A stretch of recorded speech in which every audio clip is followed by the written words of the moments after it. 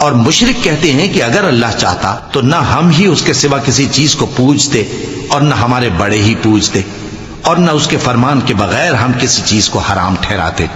اے پیغمبر، اسی طرح ان سے اگلے لوگوں نے کیا تھا، تو پیغمبروں کے ذمے اللہ کے احکام کو کھول کر سنا دینے کے سوا اور کچھ نہیں۔ اور ہم نے ہر امت میں کوئی پیغمبر بھیجا کہ اللہ ہی کی عبادت کرو اور بتوں کی پرستش سے اجتناب کرو، تو ان میں بعض ایسے ہیں جن کو اللہ نے ہدایت دی اور بعض ایسے ہیں جن پر گمراہی ثابت ہوئی۔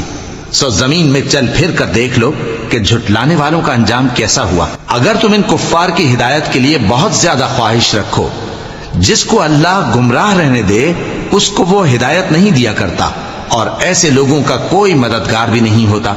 اور یہ اللہ کی سخت قسمیں کھاتے ہیں کہ جو مر جاتا ہے اللہ اسے زندہ کر کے نہیں اٹھائے گا۔ کیوں نہیں؟